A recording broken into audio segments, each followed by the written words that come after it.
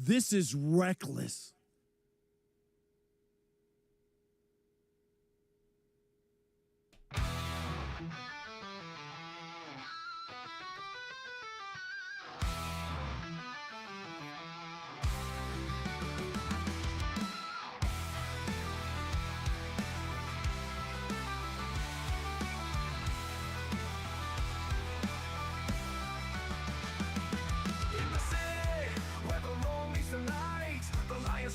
Ready for the fight. No more hearts and steadfast pride. Detroit spirit, we wear it white. Feel the drive, hear the crowds embrace. Locked on Detroit Lions will rise. With a heart full of dreams and the fire in our eyes. From the past to the future, we'll claim our own. In the home of the brave, we'll proudly have grown. In the city, where the roar meets the night, the Lions charge, ready for the fight. Noble hearts and steadfast pride. Detroit spirit, we wear it white. Feel the drive, hear the crowds embrace. Rocked on, Detroit Lions will rise. Rocked on, Detroit Lions will rise. With a heart full of dreams and the fire in our eyes. From the past to the future, we'll claim our own. In the home of the brave, we'll proudly have grown. With every game, we rise and unite. Fueling the passion, igniting the light. Through highs and lows, we'll stand as one. Our legacy, a tale that's just begun. Together we roar, together we roar. Detroit Lions will rise. With a heart full of dreams and the fire in our eyes. From the past to the future, we'll claim our own. In the home of the brave, we'll proudly have grown. So let's lift our voices, let's turn it up loud. For the love of the Lions, we'll always be proud.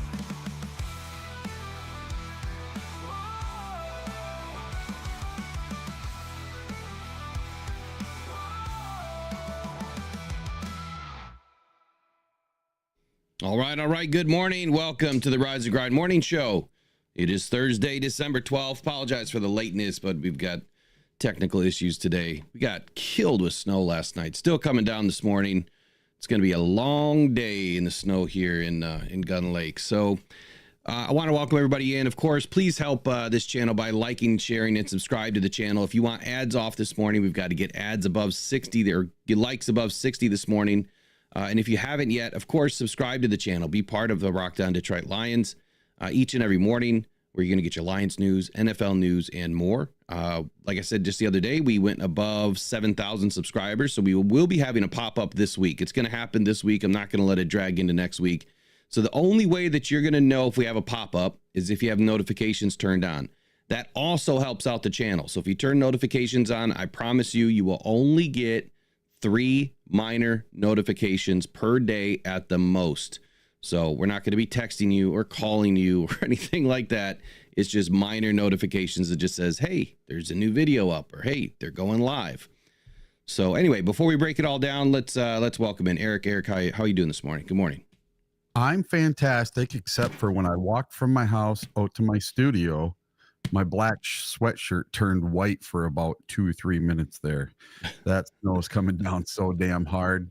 It sucks. I live in a snow globe, man. And it's supposed to be 40 this weekend. Well, that's nice. Yeah, at least in Detroit, it's supposed to be warm. Well, Warmer. even up here, it's supposed to be close to 40 for 3 days in a row. This stuff's it's gonna be a mess up here. It'll be wet. Yes, heavy, falling off the garage already. Yeah. Detroit Grit has a question, wants to know if we're going to be at the game. Yeah, I think both of us plan on being there. Matter of fact, here, let me grab something. You'll be able to find me pretty easily. I'm going to be in section 108, right behind the Lions bench on the far side, away from the tunnel. So if you're facing the Lions bench, I'll be on the left-hand side, down towards the end of the bench. I'll be at 105 where we normally are, but yeah, if you're looking for me, all you got to do is look for Sonic. You just got to look for this face. You'll find me. Be pretty easy. Be right behind the bench. He'll be three over to the right from me. Yeah, 40, right at the 40-yard line. Just let everybody know, CBS is going to be going live at noon in front of Ford Field at Gate A. So they're going to have the CBS crew all set up, and I'll be there right at noon. I'll probably be there a little before noon, and it's going to be pretty crazy wild. They're going to be breaking tables and doing some Bill stuff and doing some Lions stuff, and they want rabid Lions fans to be there. And my buddy, the photographer, Doug Julian, got accepted to be a photographer for the Midland Daily Press again. So he is going to be there on the sidelines taking pictures again. And he wants rabid fans from Upper Michigan and Mid Michigan to let him know where they're sitting and be around, because he's going to be taking pictures for the Midland Daily News again. I'm glad that you just mentioned that, because I didn't hear that. And I wasn't planning on getting in until probably noon. Yep. Now I'm going to have to leave early. Yep. Get there early. I'm going to have to leave early. I'm going to have to let everybody know now that it's going down. We got a whole crew going to the game, but I have to let them know that we got to get there early. Yeah, I won't be hard to miss. So I'm definitely going to rock the Rise and Grind chain then. I'm going to have to put some new batteries in it. So let's get this rolling this morning. Technical difficulty day. So this is going to be rolling from the hip today. We'll have it better tomorrow. I couldn't log into anything last night for whatever reason. PFF, NFL Pro, you name it. It kept saying like I didn't have a subscription, and I would log into it, and it would kick me out every time. So now at 4:30, 5 o'clock this morning, I logged in. I'm like, hey, it works. So I don't know what was going on yesterday, but something was going on. But let's start with this NFL news. I spoke about Bill Belichick yesterday, possibly taking a UNC job. Bill Belichick is now hired. So Bill Belichick is going to be moving on to the college ranks, where he is going to be the University of North Carolina head coach. I don't know if that's a good thing or a bad thing for the NFL not to have Bill Belichick in there, but I'm just curious as to why he was not able to secure an NFL job. And with so many jobs that are going to be opened up again, this next season, why didn't he wait around for an NFL job? So I don't know. What do you think, Eric? Maybe more control, because listen, he just had 450 pages worth of demands. Right. He has his son set up to be the next coach after him. That's his successor. It's a 5-year deal. He's 72, so he's going to coach until he's 77. I doubt it. If I get to that age, dude, I'm not coaching anything. I'm going to retire, especially with that kind of money. What does he need to work for? It's not so much about the work. So I think what happens, when you really love something, like when it's your passion, it's not work, right? So like, Eric, you love what you do with Uber Lights, and it's never work for you. It may feel like work because you got to wake up, you got to do this, you got to do that. You have responsibilities, but at the end of the day, you love it. So it probably doesn't really feel like work. So for Bill, I can only imagine that this is just what he's done his whole life, and he probably doesn't know what else to do. Like, I mean, for a lot of other NFL players, it's kind of the same thing. Like, they have a real hard time breaking away from the NFL when they do retire. Look at Jason Kelce. So Jason Kelce, he said that he was going to retire. He was going to walk away from football, and he was going to stick around his family and be a dad again, and how important it was to him. He did the exact opposite. Now he's on, part of the television, commentary crew or analyst crew on Thursday nights, right? And I think he's on other mediums throughout the week. And his wife just threw him under the bus the other day and said, "You're gone more now than you were before." He just couldn't stay away from football. And so for NFL players, they kind of, you hear that some of them go through a little bit of the depressions because they're away from everything that they've done their whole life since like Pee Wee football, and they just don't know what to do with themselves. So Bill, he stuck around football being, a commentator and analyst and, regular appearances on the Pat McAfee show. And now he's going to go back and coach college ranks. But I agree with you. I don't think he's going to coach till 77. I thought there was something in his demand that it doesn't matter when he leaves or retires, that his son is going to be that next coach. So it might just be a way for him to get his son into UNC. You know what I mean? Yep. I don't know. Had to sacrifice a year so his son can be the coach. Possibly. I really don't know anything about his son. So I think his son was an assistant coach with him when he was still with the Patriots. He was like I think you're right. Coach or something. Yeah. Yeah, I think you're right. So second piece of NFL news, Patrick Mahomes. Patrick Mahomes bashes the NFL. I saw that headline. I'm like, wait a second. What are we talking about here? I'll just read the article. It says the Kansas City Chiefs are one of 4 teams that have to spend their Christmas at work with a matchup against the Pittsburgh Steelers. The Baltimore Ravens will play the Texans later that night. That will also mean that Mahomes and his teammates will play 3 games in 11 days. Aw, cry me a river. We've been doing that, Patrick. Every year. So they play the Cleveland Browns on December 15th and the Houston Texans on the 21st. Last year, the Chiefs faced the Raiders on Christmas Day, but that game was on a Monday.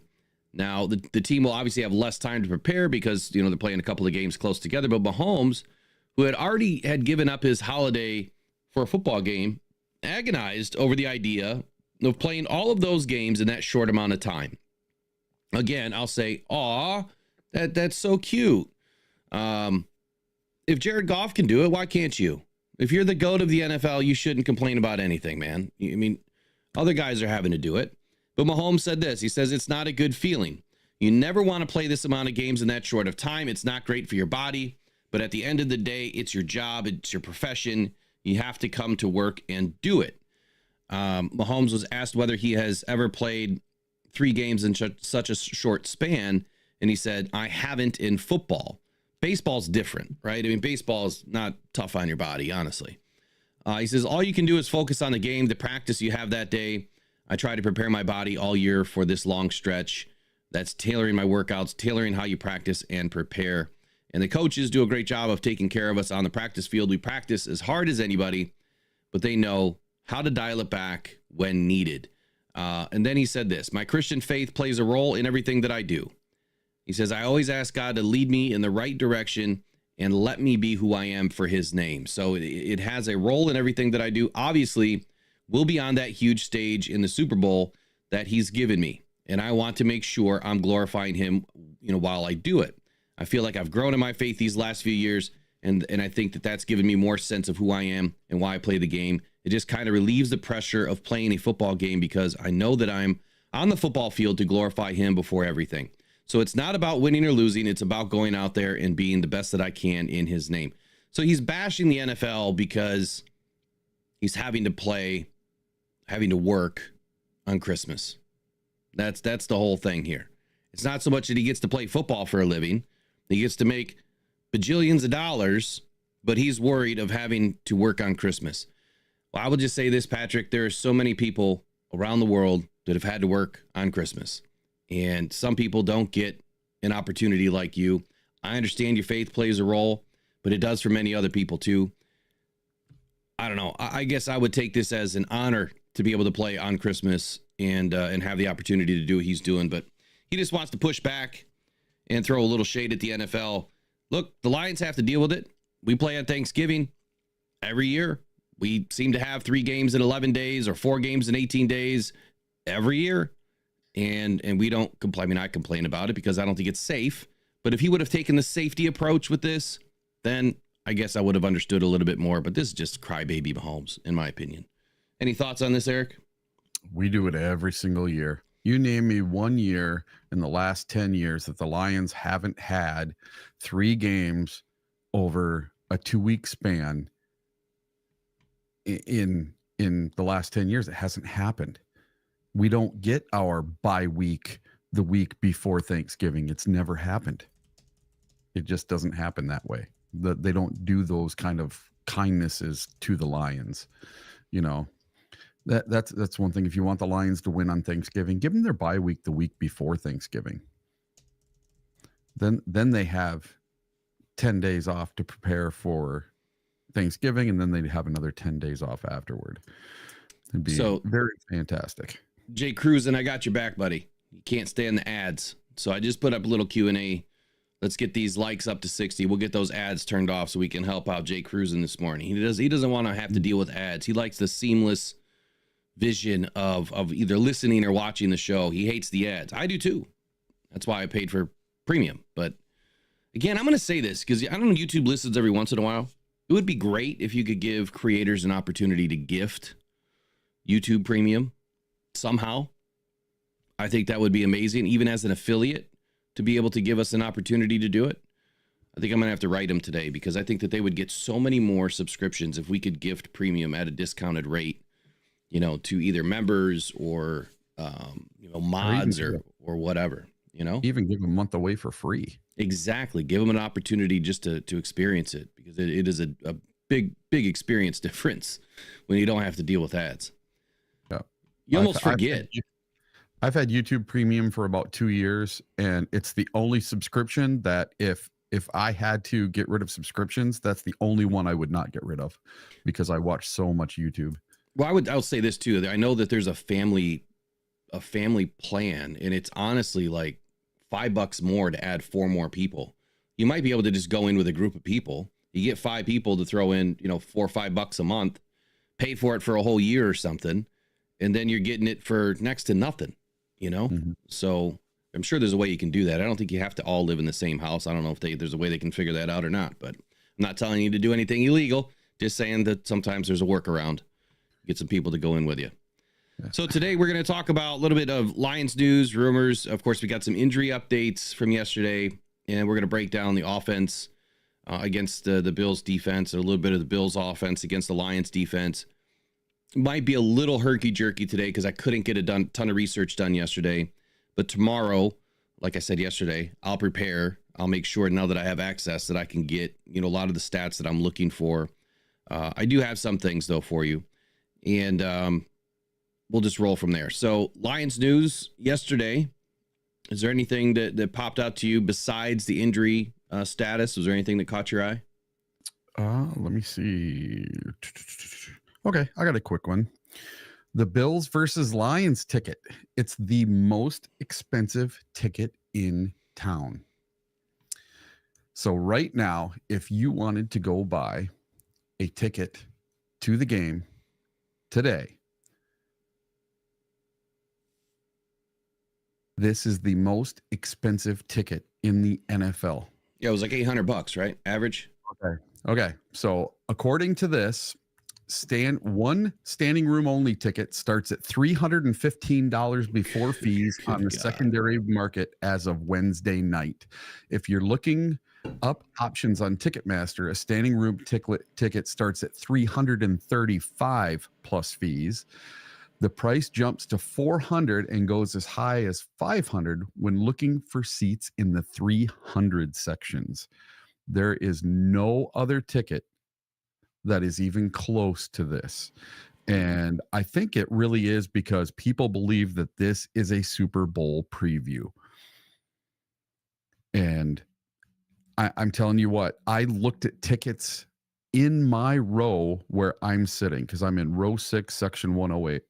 And I looked at other tickets in my row that were for sale, and they were going for $1,500 to $2,000 for lower bowl seats.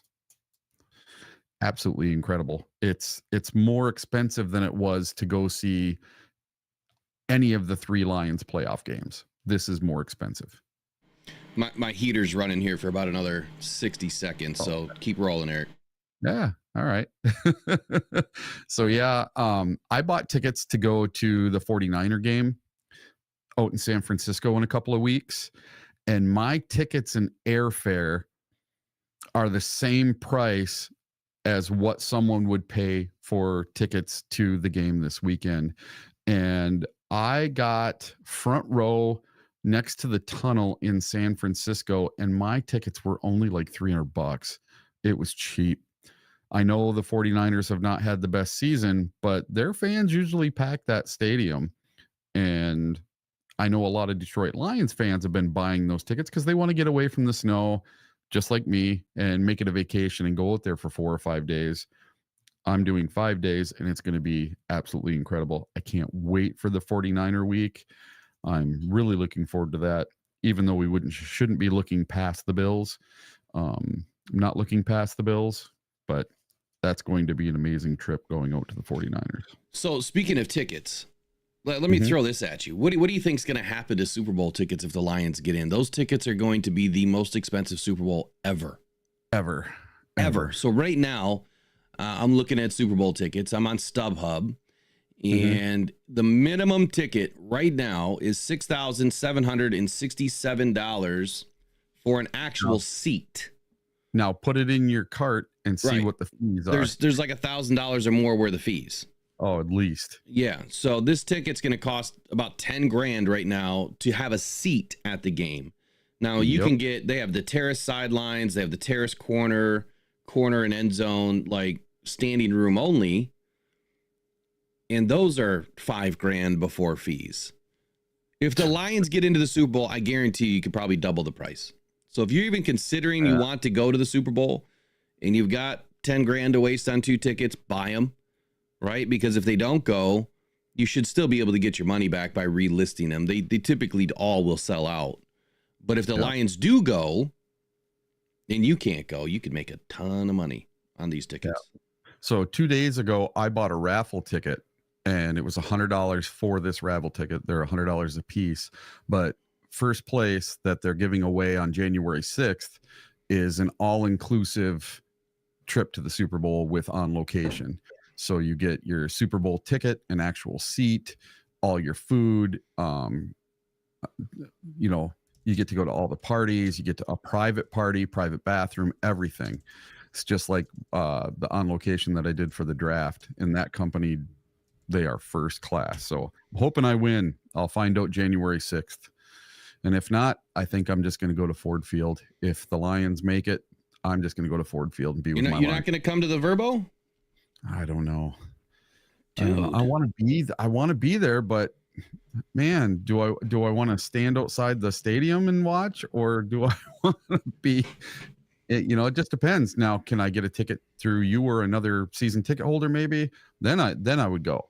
If I can get it for actual cost instead of these stupid secondary market prices. I hear you. It's going to be super expensive. Looked like Trace is at it again this morning. She just gifted another 20 memberships. Which, by the way, that puts us to 321 members of the channel this morning. So I'm not going to roll through all the names this morning, but all of you should say thank you to Trace. She has really done an excellent job at supporting Rock Down Cancer Foundation. I don't even want to tell you how much she's probably spent, but it's a lot. She has given a lot of money to the channel and Rock Down Cancer Foundation and doing great work. So Trace, really appreciate you. You already know you've got some things coming to you pretty soon. Matter of fact, I don't think that she minds that I share this, but I sent her Billy Sims Oklahoma mini helmet last week, just kind of as a thank you. So she still has another mini helmet coming that she won. But yeah. So I sent her that, and it's just, I can't thank these people enough for all the help that they do, or all the help that they give, and it's greatly appreciated. And then Peter Van Larhoven, I sent him his box, and I forgot to put coffee in it, so I got to get him settled up today too.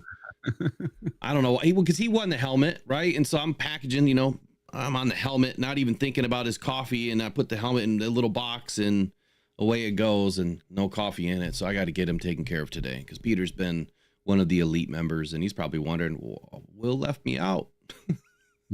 So yeah. It's fun when you forget to put stuff in packages. I do it all the time.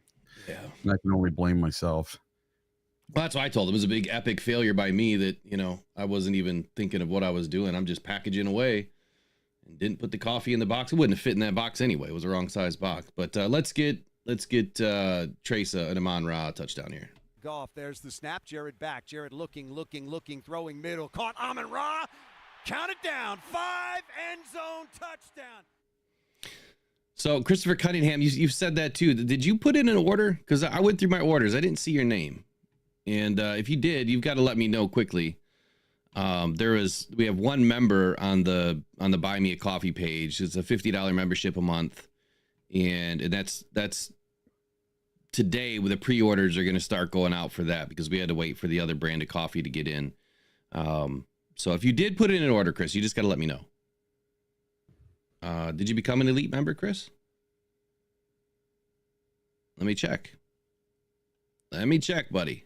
If you're in, you got to wait 60 days once you become a member, just like everybody else.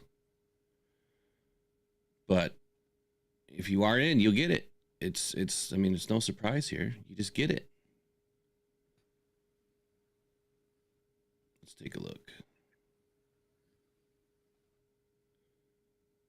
While I'm looking this up, Eric, go ahead. All right. I have a little thing that's not offense or defense with the Buffalo Bills. Some people are criticizing the head coach of the Buffalo Bills for the way he handled the end of the game versus the Rams. The Buffalo Bills called a timeout late in the game against the Los Angeles Rams on the goal line. It may have cost them the game, and it certainly cost them a better chance at winning the game. With just over a minute left to play, the Bills had first and goal from the 1 yard line. They called a QB sneak, and it was stuffed. Maybe reflexively, they called their first time out with 1:02 left. TV analyst Tom Brady analyzed it correctly. That forces the Bills to try an onside kick. The Bills scored on the second down, but kicking off to the Rams with 60 seconds left and 2 timeouts, Buffalo was only able to stop the clock twice. On third and long, the Rams ran the ball into the middle of the field and ticked 40 seconds off the clock. There were only 7 seconds left on fourth down, and the Rams punted it high to kill the final seconds. So a lot of the Buffalo Bills media is saying that it was a mistake to try to do a sneak up the middle on second down, first of all, because it killed clock, or it took up too much clock, and then them automatically, super fast taking a timeout. They weren't thinking about it. It would have been better not to take the timeout, hurry up and line up and try it again. And he is taking a lot of flack for that this week on the way they handled the end of the game. Who does that sound familiar to? I don't know. Dan Campbell, maybe? Yeah. He's getting a lot of flack for the way he handles timeouts and the end of the game and that kind of stuff. Except for us, it works out. It reminds me of kind of how the special teams ran on the field while Jared Goff was trying to spike the ball at the end of the half versus the Buccaneers, and that cost us a game. So this kind of cost them a game by calling a timeout when they should have just ran another play really fast, and that would have actually saved them more time, because then they would have had 3 timeouts on defense to stop the clock after each play. Yeah. I guess I'm not surprised. You get all these critics out there that, in my opinion, they just don't understand situational football. I don't care who's, calling these guys out. It just seems like they don't understand situational football, because, whether or not he made the right decision or not, it seems like there's always going to be somebody that disagrees with it, and speaking of disagreeing, I want to bring in Richard Sherman here in a little bit. He went to bat for Dan Campbell and what the Lions are doing. So I am going to bring his audio in. We're gonna listen to that, and then we're also going to listen to what St. Brown had to say yesterday about a matchup in the playoffs, which I kind of agree with, but at the same time, I'm wondering why he gave that answer. I guess I would have expected a different answer, and I'll tell you what I mean once we bring it in. But yesterday, sticking with Lions news here, the Detroit Lions have re-signed a player to the practice squad. So they re-signed former Pittsburgh Panther, Eric Hallett. So if you remember, Eric Hallett was on the team earlier this season, and then he was released, I don't know, it was maybe a couple of months or a couple of weeks ago. It was maybe longer than that, but they've now brought him back. So Hallett committed I'll give you a little story on Hallett. So he committed to Pittsburgh in the class of 2018 out of Cy-Fair High School, Cypress, Texas, near Houston. Both 247 Sports and Rivals ranked him as a 3-star recruit at the time. He redshirted in 2018. He played in 12 games, making 1 start. In 2019, he made 14 tackles and 4 pass breakups. He increased his role in playing time in 2020, playing in all 10 games, started the final 4 games of the season, finished the year with 30 tackles, 2 tackles for loss, 2 interceptions, and 6 passes defensed. And then he played a larger role in 2021. This is where he really saw his stock rise. He started all 14 games as Pitt won their first ever ACC championship. He ended up with a career high. This is huge for him. 72 tackles, 2.5 TFLs, 3 interceptions, and 12 PBUs, 2 forced fumbles, and 1 fumble recovery. So he was just everywhere. Earned himself an honorable mention All ACC. So 2 of those interceptions came in the ACC championship game. So you're on the biggest stage and you're showing people what you can do. And that's why Hallett was pursued, you know, in the NFL draft, or after the NFL draft.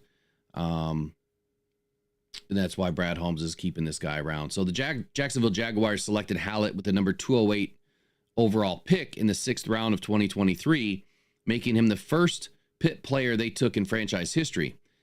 He never played a down in 23 for the regular season, or during the regular season for Jacksonville, but he did play in the preseason. And then they waived Hallett on August 27th, and the Lions swooped in to sign him to their practice squad, and they released him on November 20. So it was about 4 weeks ago, 3 weeks ago, whatever it was.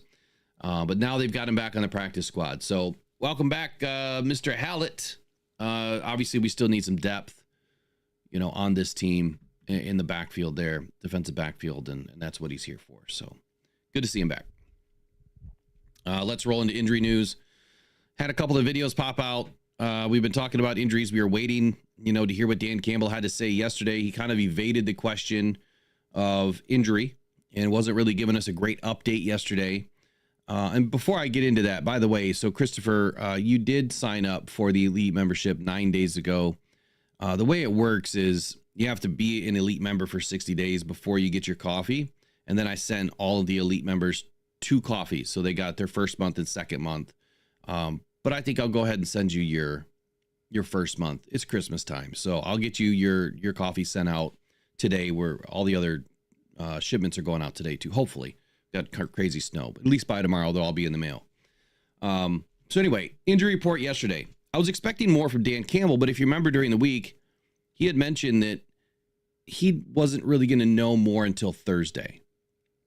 I don't know if he was just jerking our chain, because yesterday was anything but waiting for Thursday. Or maybe he wanted to see how these guys, you know, dealt with practice on Wednesday to give us a better update on Thursday, which may be the case. And I'm going to lean in that direction. I don't think Dan really ever jerks us around. I think that he's pretty straight up, pretty honest with the questions that get asked of him. I think he's a pretty transparent coach. Would you agree with that, Eric? Yeah. I think so too. We just hit 60 likes as well. Oh, all right. Let's get ads off real quick.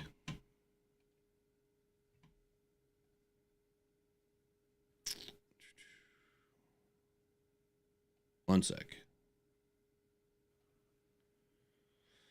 All right, 62 likes. We can get ads off. Yeah, and since Dan Campbell's gotten here, that's one of the things I've liked about him. He's always honest and wears everything on his sleeve. He's not deceptive, and he tells it how it is. You know, when there's something to tell, he tells you. When there's not, there's not. So far, I've liked the way Dan Campbell handles injuries and everything else. And sometimes you shouldn't tell everybody everything. And I think that's kind of what he's doing right now. So injured reserve and return eligibles. So Khalif Raymond is eligible to return in week 17. Kaminsky is eligible at any time. Still holding out hope that playoffs he could return. Anzalone could return late in the season or playoffs. Reeves Mabin eligible to return anytime, but as Dan Campbell said, you know, he's better, but they just don't know. It could be a few weeks. They've got to activate him first, and they could activate him and then shut him down again, you know, if it's not what they're looking for. Ennis Rakestraw eligible to return week 16, along with Ifeatu Melifonwu. So yesterday there was no practice for DJ Reader. DJ Reader was the only one that really didn't get any action yesterday. So he was off the side, working with trainers, doing his own personal stuff. But he's one of those vets, right? And I think that the Lions do a real good job with the vets. Not only do they work in a little bit of extra time off for these guys during the week, but when they're coming back from injury, I feel like they really err on the side of caution here to allow them to make sure they're 100%. There's no need to rush them. You rush a guy back, and if he re-aggravates or re-injures or gets a new injury because you're worried about what you're already dealing with, and you open up something else, well, that doesn't help the Lions. That doesn't help us win. If you have to miss a game because you want to be 100%, then you have to miss a game. I mean, you see how the Lions have been reacting to that situation, bringing guys in that have been playing at a high level, and they have high confidence that if he's got to miss this week, we're going to find guys that can perform. So I'm not too worried about Reader at this point. I think that there's a higher probability that he plays right now, but we'll wait and see what Dan Campbell says today. And Reader is supposed to take the practice field today. So there's going to be a bigger message tomorrow as to where Reader actually is. So no news is good news right now, but we'll pay attention to what Dan Campbell says today and then definitely tomorrow. We did get big news though. Great news yesterday. Josh Paschal, Levi O, both returned to practice. So Paschal was injured on Thanksgiving. He missed last week's game against the Pack, but his return also indicates that he is nearing a return to game action. Al-Quddin Muhammad has been the fill-in for Paschal. I'm not expecting Muhammad to really take a back seat. I think that they're probably going to be in a rotational style of a role while Paschal's getting back to 100%, being game ready. I wouldn't expect Paschal to come in this weekend if he does get in and play 100% of snaps or even 90 or even 80%. I'd say he's probably going to be closer to 60%, if that. And that's just another trend that you watch, with these Lions injuries. They typically don't play a full boat of snaps in their first game back. Other great news is Taylor Decker. So he also returned to practice yesterday. And, the thing about Decker is you always hear him say, I'm good to go. You never hear anything but I'm going to play. And then he doesn't play. That's just Decker being Decker. I don't think that he's trying to feed us a bunch of crap. I think that that's just his mentality. He does not want to miss a game. And according to him, yesterday he says, I think I should be good to go, but I'll let the smart guys, the medical team, do the smart guy stuff. Good answer, Decker. He says, but I feel much better. I feel pretty confident going into this one. So again, it's wait and see. I think tomorrow is going to be the day that we hear more. Obviously tomorrow at 4 p.m. is when we know the most. And then Lee McNeil. So injured in week 14. He's on the concussion protocol. And, when he was removed from the Packers game, not once, but twice, that kind of worried me a little bit. Did his concussion get worse? That's always the fear. Or he must not have had a concussion. He must have passed the protocol and then maybe got hit again. And then I was like, okay, enough's enough. I'm just too dizzy. I don't know. We don't know what really happened there. I'm just speculating. But he was able to return to practice in full yesterday, which is indicating that he should be taking the necessary steps to pass the protocol and be in this weekend. So that'd be huge. If we do get McNeil back, that's a big bonus. If we get McNeil and Reader back, man, we're flying. And I think we're going to be doing all right. No longer listed on the injury report, Davis with the hand and knee, and Emmanuel Mosley with the hamstring. So not sure again if Emmanuel Mosley is going to get some action, if he's even going to be on the game day roster. But Carlton Davis, he has been playing. The only thing that I would say is limitation is his hand, where I said yesterday in the video, yeah, he's not out there catching heaters, but he can catch the pop-ups, from Terry and Arnold in the tip drills. So at least he's not let off as far as his gameplay. Any comments here on the Lions injury report for you? Aleem McNeil. If you go back 2 or 3 weeks when he got hit, I think it might have been the Jags game. He got hit really hard in the jaw, and he came up out of the pile shaking his head and took his helmet off, and he's just messing with his jaw. And I'm wondering if he got popped in the jaw again, because when he did it the first time, he was shaking his head and stuff. And I'm like, oh, he got a concussion. No, it was his jaw. And they're saying possible TMJ. And if you've ever had TMJ, it is sucky. It sucks. And it hurts a lot. No pun intended, huh? Dude, it hurts like bad. And I actually have it on both sides. Yeah, I take a medication for TMJ, and without gabapentin, I wouldn't be able to survive. I'm not going to ask how you got TMJ, but we'll let everybody out there just think about that for a moment. I'm just kidding. It's horrible. And so I feel for the guy.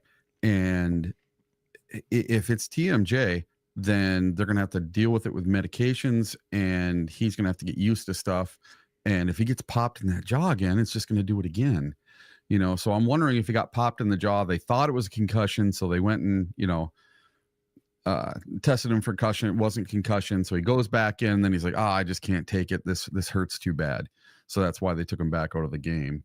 So I don't know. I'm not a doctor. I'm not anything. It's just my 2 cents watching the game. That's what it kind of looked like to me, was that it was probably his jaw again. Well, you're not anything. You're something. But I think that this leads into a good, read here from the TMJ Institute, talking about, that sort of an for if you ever notice that when I have to yawn a lot of that is because of these muscles that are attached to my jaw that just get fatigued from being worn out. And TMJ can cause problems with jaw muscles. It leads to discomfort or constant pain when chewing, yawning, or talking. TMJ has been associated with a range of neurological disorders, including headaches and dizziness and tingling or numbness in the face or jaw.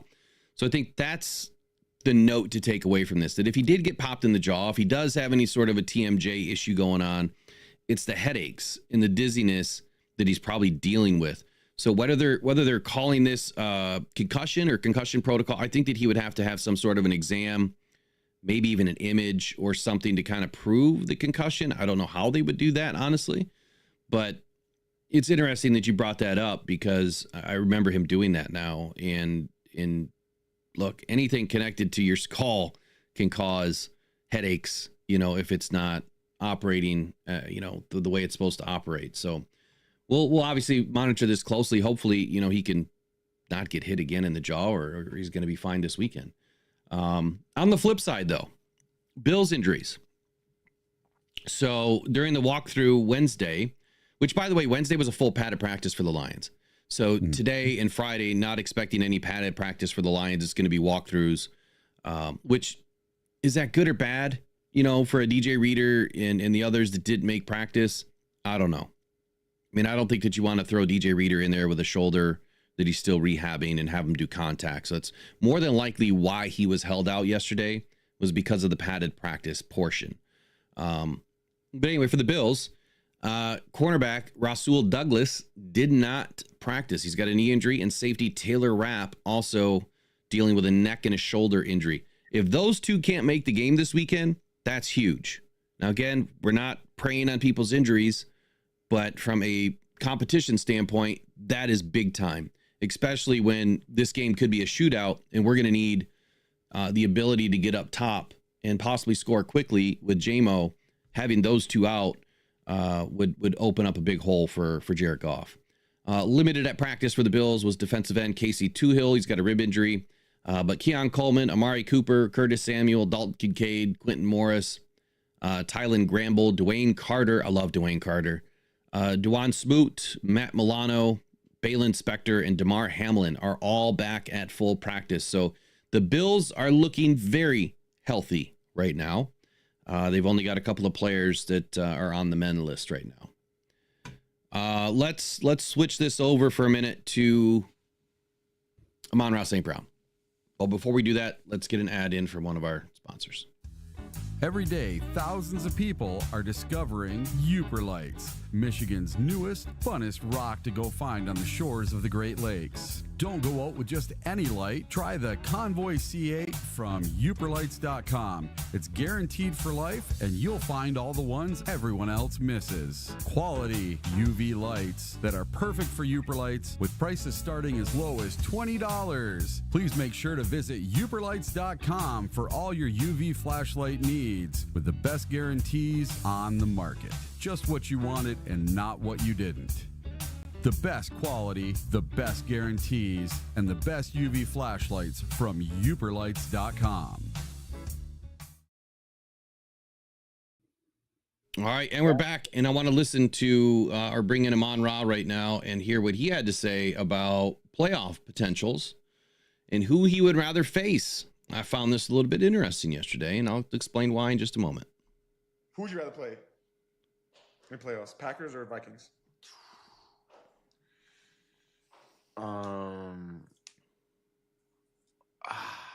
Well, we haven't played the Vikings the second time yet. But I would probably say the Vikings.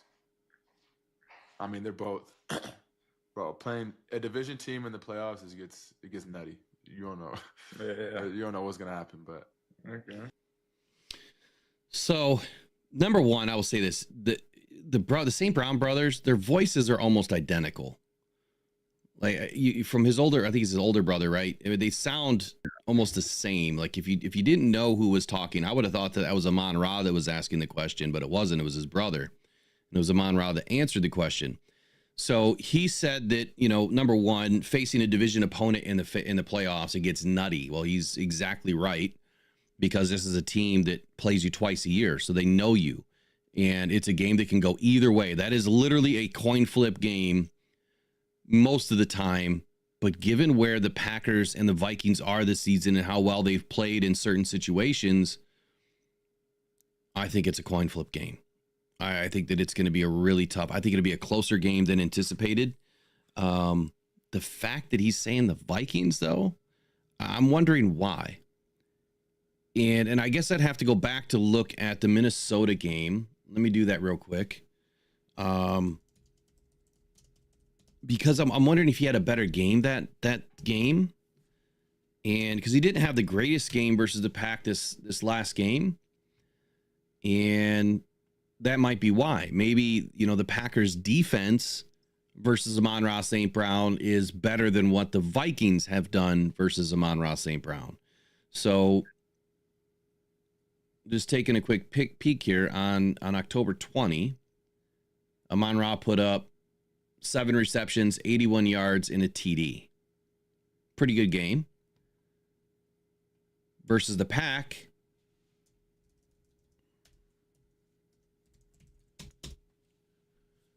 let's see what he put up in this game. The most recent game on December 5th. Let's see.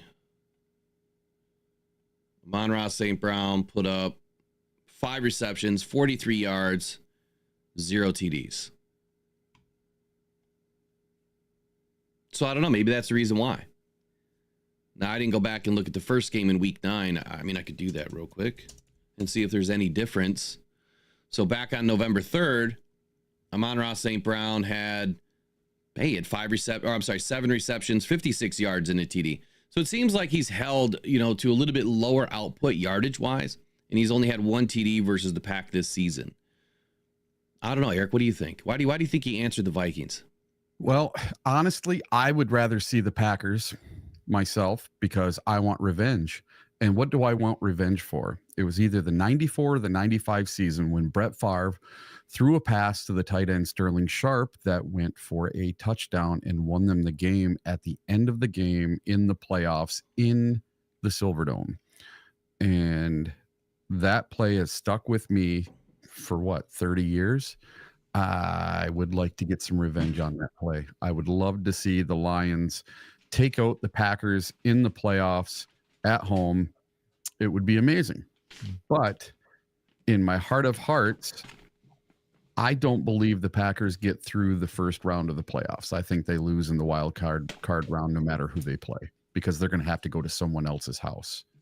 and that is very difficult to do as the 6th or the 7th seed. Yeah. I mean, I guess I agree, but I'm wondering if he thinks that the Vikings are more fraudulent than the Packers are. Oh, they are. You know, the Packers have a really good defense, and the Vikings have a really good defense too. But why I don't understand if they have so much better alignment from a linebacker perspective against the Lions, the Vikings do. And I think for that reason, I would think that you wouldn't want to go against the Vikings because they're able to hang with you over the middle where Amon-Ra St. Brown loves to do his work. So I don't know. I think it's a toss-up for me. I don't care who it is. I'd rather it not be a divisional opponent. But then again, we ain't scared of nobody, man. Just like they say in Ghostbusters, we ain't afraid of no ghosts around here. So we're just going to get it done. I don't care who we face. We're just going to get it done. Just like the Bills this weekend, I have full confidence that we're going to get it done. And I also have full confidence that you guys are going to visit buymeacoffee.com/rockdown and get your Honolulu Blue Brew Triumph. This is all about this season right here. Triumph, right? The word that I chose to start the season was evolution. I just didn't feel like that fit as a coffee flavor. Probably doesn't. Maybe evolved does because it's an evolved flavor. But check it out today. It's only $23 shipped to your door in the continental United States. We've had plenty of people on the show already that, subscribers and moderators and audience members that have purchased the coffee and they love it. So get yours today. They're great Christmas gifts. Everything that gets shipped out before December 20th has a real chance of making it to your door. So the sooner you buy it, the better. Visit again, buymeacoffee.com/rockdown and visit the shops. You're going to see there's raffles in there for JMOs or any jersey. There's mini helmets, raffles. There's all sorts of things in the shop. Matter of fact, we even have Sonic and Knuckles chains. So if you can get your hands on one of these before the game, and if you pre-buy it before Saturday, I will bring it to the game if you're going to be there and make sure that you have it for the game. All proceeds benefit Rockdown Cancer Foundation. Ed O'Neill, $4.99 super chat says, high chance whoever the Lions get in the divisional will be a North opponent. Amon-Ra probably doesn't remember the last time he lost to the Vikings. What is 4-1? The Lions are 4-1 with Amon-Ra versus the Vikings. Gotcha. Yeah, it's a good point, Ed. It could be. It honestly could be. I think that, the NFC division, I think, is the North. Like, who else in the NFC are we really concerned about right now? Yeah. I just don't see it. I don't see where we should really have a difficult chance at, other than the Eagles. I mean, the Eagles are about the only team that I would worry about right now, but I don't even know that I'm really worried about them, to be honest with you, especially watching how they played this last weekend. So big shout out to you. Let's get you Montgomery TV. Jared takes the snap, gives it to Montgomery, left side into the end zone, untouched, touchdown, Detroit Lions. Okay, so next up, before I get Richard Sherman on the line, what else do you have to add for today? Just one little thing on that. The Vikings are 2-1 against teams with a 500+ record this season. So there's another reason I wouldn't mind they're 1-2 versus teams with a plus 500 record. So that makes them a little more fraudulent. They've had a 4th place schedule this year. They've been beaten up on all easy teams. When they play us or the Rams, they lose. And they only beat one team with a winning record, and that is the Green Bay Packers. That's the Vikings? Yeah, the Vikings. I didn't know that their schedule was that bad. I guess I didn't pay attention to it. Yeah. So they've only had 2 games against 500+ teams? Yeah, that's what the thing said that I saw yesterday. Mm-hmm. Yeah. Their schedule has been a 4th place schedule, so they're playing all the easy teams, at least from last year. The only thing I guess I would add to that is, every year we know that we have teams that go from worst to first. Yeah. Well, they beat up on the Giants the first game, and then they played the Jaguars and barely beat them. They played the Colts and barely beat them. There's a lot of these really crappy teams that they're barely beating. And the Lions go in and play those same team and beat them 52-14. There's a huge difference, Their point differential is nowhere near what the Lions is. I don't even think it's 80. So huge difference. I do have something a little bit with the Detroit Lions this morning. The Pro Bowl status update. So the NFL has dropped another Pro Bowl update, and several Detroit Lions remain in the top. None of the 19 players who rank in the top 10 at their positions went down. 9 maintained their slot, and 10 of them rose. Offensive tackle Taylor Decker, he's +3 in the spots, and punter Jack Fox moved +2 spots. The Pro Bowl voting ends December 23rd, and we have quite a few players that are pretty good at their position and are pretty high in the voting. So right now, quarterback Jared Goff is 5th in voting. Running back Jahmyr Gibbs is 3rd. David Montgomery is 8th. Amon-Ra is 3rd. And tight end Sam Laporta is 7th. Offensive tackle Penei Sewell is 1st. Taylor Decker is 2nd. Kevin Zeitler is 1st. Graham Glasgow is 2nd. And Frank Ragnow is 1st. Our entire offensive line is 1st or 2nd at their position in Pro Bowl voting. That's just nuts. And that's just our offense. Our defense has a bunch of players as well. So Aleem McNeil is 9th. Jack Campbell is 10th. Carlton Davis is 6th. Kirby Joseph is 1st. Strong safety Brian Branch is 2nd. So our safeties are 1st and 2nd in safety voting for the Pro Bowl right now. And then on special teams, we have Jake Bates in 5th and Jack Fox in 3rd. Pretty impressive. How is Jake Bates 5th? I have no clue. He's a rookie, for God's sakes. It's only missed 1 kick the entire season. Yeah, and he's got better numbers and scored more points than almost all of them. It's incredible. Huh. Well, we got to get our Pro Bowl votes out there. Yep. I don't know when it ends, but you've got to hurry up and get it done. That's all I can say. I voted for him as many times as I could. Ed O'Neill, another $4.99 super chat, says Lions are 6-0 versus the teams with winning records. 7-0 soon. If there is a high chance the Lions play Minnesota in the divisional round, what do you do week 18? That's an interesting question. What do you do week 18? Here, I mean, for me, if I was a coach, and I know how Dan Campbell has said this from year to year, he doesn't like to rest players, because if you rest players and you worry about injury, then injury is going to happen. But if you rest players, it could throw them off, if they don't stay, in the groove, if you will. But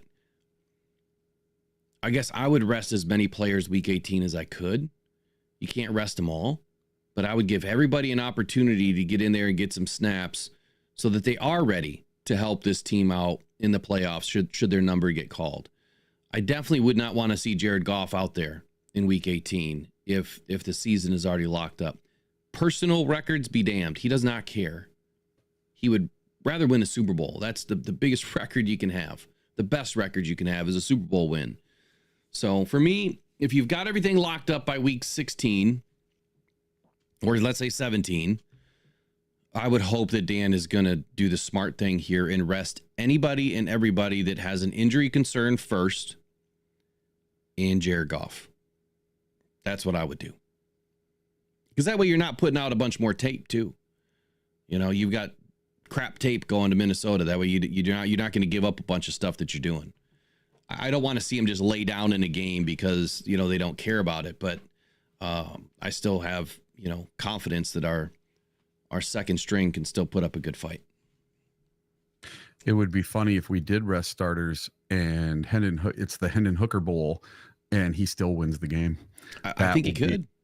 That would be incredibly funny, to impose our will on a team that needs the game for seeding or needs it for something, and we still end up winning the game. That would be amazing. Okay, let's bring in Mr. Richard Sherman here and hear how he's defended Dan Campbell.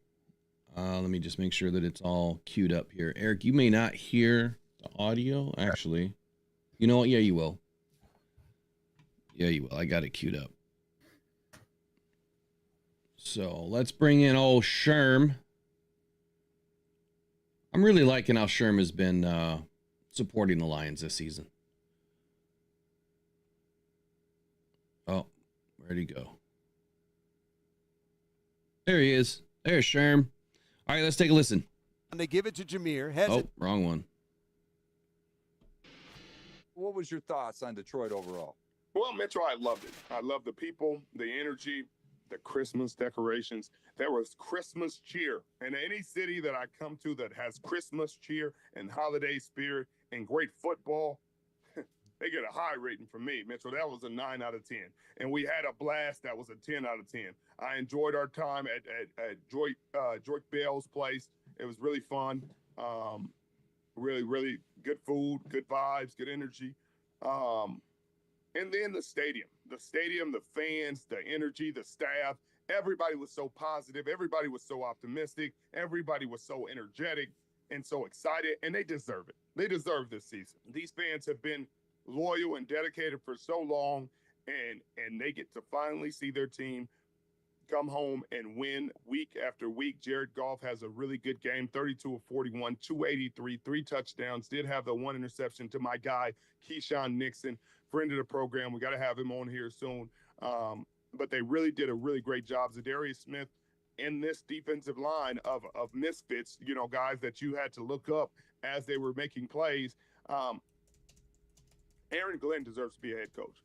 And I hope you guys don't lose both your coordinators, but there's a chance you lose both your coordinators this year. And that's what, that's one of the things about being a really good team is they take from you. They take from good teams. Everybody wants some of what you're doing. They want what you're doing. They want a piece of that pie so that they can help increase their team and help their team win games. What he's been able to do with a bunch of guys that he just got off the street, that he elevated from practice squad, he gets the tip of the cap from me because this Green Bay Packers team is a really good team, and Josh Jacobs has been running the ball down in just about everybody's throats. He was held 18 carries for 66 yards, which isn't a bad game. He had 3 rushing touchdowns, but it's not the kind of game that he's been having in the past. Christian Watson has the 4 catches for 114 yards, but lost a fumble. A great play made by Carlton Davis. Didn't give up on the play, punched it out. It was able to be recovered. We talked about Keyshawn Nixon and his interception. This Green Bay Packers team is really good, but they needed this win. They fall to 9-4, now 3 games behind the Detroit Lions for the division. But like you said, it's the Minnesota Vikings that you got to worry about, and you play them at the end of the season. Jahmyr Gibbs continues his excellent season with 73 all-purpose yards, the receiving touchdown. Tim Patrick has 2 touchdowns in a game. It just seems like this team doesn't care who gets the ball, doesn't care who gets the credit, doesn't care who gets the success. They just want to win. And you can see it each and every week. You can see it each and every play. Guys are doing whatever it takes, blocking, tackling, hitting. Panay Sewell was catching passes. He didn't catch any this game, but every week you look up, they running another play for him. And they ran like a reverse for him a couple weeks ago. I said, "What are we doing now? We're running traps with Panay Sewell at getting the ball." But I'm excited for this game coming up against the Bills in Detroit. That's going to be the game of the week, I would imagine. Josh Allen and his crew coming into Detroit to play this very talented Detroit Lions team. They win that game, they're going to have a claim as the best team in the National Football League, and it's going to be very difficult to say it's close. Depending on what happens tonight with the Kansas City Chiefs, I think that's going to be a dogfight of a division game with the Chargers. We'll see how that goes, but your Detroit Lions are the beast. It can't be the beast in the East. They're the best in the Midwest. Hey, that's got a ring to it. Best in the Midwest. They've won 11 straight games, Richard. But critical 4th and 1 down the stretch. I think it was about 40 seconds left in the game. And I know you shared a conversation with Jared Goff post-game about what was going between Dan Campbell and his mind. What was that conversation? Because I think it's important for the Detroit fan base and heck, the National Football League fan base to hear what was going through a mind between player and coach when you're facing a 4th and 1 in field goal range with 40 seconds left. Richard, what was the words you shared with Jared Goff post-game? Well, Mitchell, it wasn't me. He was having a conversation with Andrew Whitworth. Well, he's having a conversation with all of us. And Whit was like, hey, what was the conversation like on the sideline before that 4th and 1? And Jared, the summary is Jared basically comes over and Dan's on the headset, telling him, hey, we're kicking it and just get the field goal team ready. We're going to stand here. We're going to talk it through, but we're going to kick it. And Jared, dejected, is like, man, I want it to go. And Dan Campbell just looks at him and said, you want to do it? F it, we're going for it. And then he changes his mind and goes for it. And he trusts his men, he trusts his team, he trusts his offensive line that they're going to get it done for him. And some people may look at that and be like, hey, is that really how it should go? Yeah, that's how it should go. You can do all the analytics in the world. You can say, oh, man, this percentage and this percentage. But at the end of the day, do you trust your team? Do you believe in your guys? And if your quarterback says he thinks they can get it done, and you say, I'm going to believe in my quarterback and what he sees and what he does, that's a gut feeling. And that's why this team is ready to run through walls for Dan Campbell, because he believes in them like they believe in him. And he is a leader of men. And as a leader of men, in order to show them leadership, you have to show them trust and faith and belief. And that is what he did. He said, hey, if we lose, I lost with my men the way they wanted to go out. I didn't play it conservative. I didn't play it soft. I didn't play scared. Scared money don't make no money. And they rich in Detroit right now. It's Dan Gamble's season here in Detroit. And we talked about it last season. I'll never forget my rant when they lost to the San Francisco 49ers in the NFC Championship game. They live by the sword. They die by the sword. Today, they won by that sword. Or on Thursday, they run by that sword. And kudos to him for believing in his men. You got to love to see the emotion he displayed after the game. This Lions team faces a huge opponent in the Buffalo Bills, fresh off a loss. This next Sunday's game is going to be one that I'm sure America's going to tune into.